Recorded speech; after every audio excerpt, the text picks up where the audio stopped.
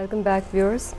अच्छा डॉक्टर साहब, हम बात कर रहे थे कि यहाँ पे जो सेटअप है, इस फैसिलिटी कौन सी फैसिलिटीज़ अवेलेबल हैं, because Lahore general hospital is a big hospital and I was expecting यहाँ पे मतलब काफ़ी अच्छी फैसिलिटीज़ होंगी। मुझे ये भी बताइए कि यहाँ पे जो आप ऑपरेशंस करते हैं, कौन कौन सी टेक्निक्स यूज़ की जाती हैं यहाँ पे? देखिए, जो ब्रेन ट्यूमर की जो टेक्निक्स हैं वो तो क्रेनोटमी हैं। अब वो डिपेंड करता है कि ब्रेन के किस हिस्से में ट्यूमर है, उसी हिसाब से जो है ना आप उसको उस हिस्से को ऑपरेट करते हो। ठीक है। तो एक जनरल पॉपुलेशन में एक ये कंसेप्ट है कि जी वो सारे सर की खोपड़ी उतार देते हैं। नहीं, ऐसी कोई बात नहीं है। अगर सपोज ट्यूमर आपका कान के ऊपर वाले हिस्से में वाक़ है तो सिर्फ उतनी हिस्से की हम हड्डी काट के, और ये जिस तरह हम स्किन को काटते हैं, हड्डी को काटते हैं, ये दोबारा चीज़ें उसी तरह रिप्लेस हो जाती हैं। जब हम बंद कर रहे होते हैं तो बेसिकली ब्रेन और हड्डी के दरमियान एक झिल्ली होती है जिसको ड्यूरामेटर कहते हैं। ठीक है। उसको ऐसे स्टिच किया जाता है जैसे कपड़े को स्टिच किया जाता है।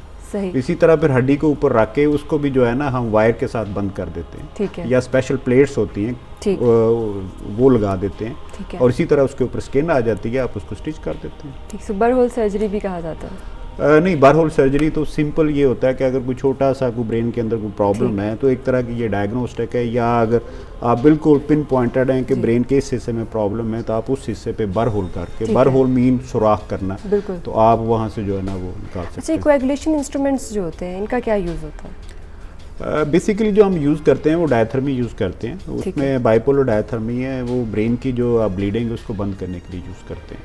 ठीक है। हमारे साथ एक लास्ट कॉलर है, उसमें प्रोग्राम में शामिल करते हैं। हेलो। हेलो, अस्सलाम वालेकुम। वालेकुम सलाम। कौन बात कर रही हैं? मैं सना बात कर रही हूँ कराची से। जी सना, बताइए क्या क्वेश्चन आपका? मुझे ब्रेन ट्यूमर है, आईब्रोज के दोनों सेंटर में।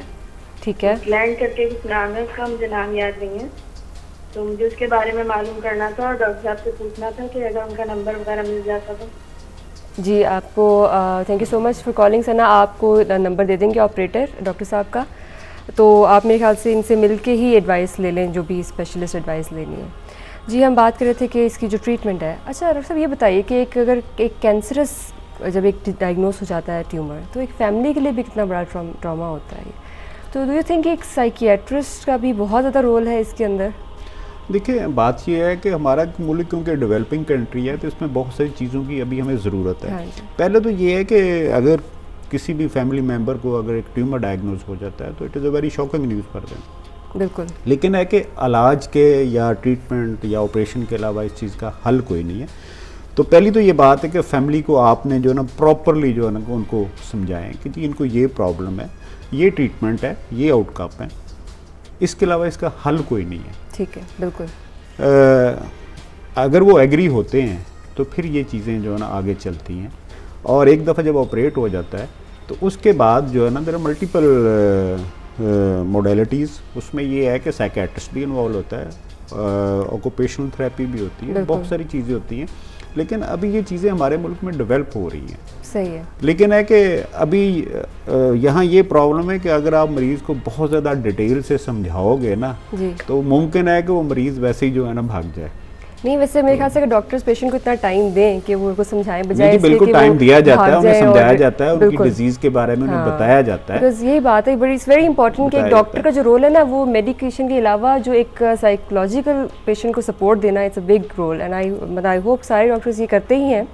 तो थैंक यू डॉक्टर साहब for coming to this programme, और इट वाज वेरी इन्फॉर्मेटिव। और व्यूअर्स, मैं तो आपको यही एंड पे फिर मैसेज दूंगी कि आपकी सेहत से बढ़कर दुनिया में और कोई चीज़ नहीं है।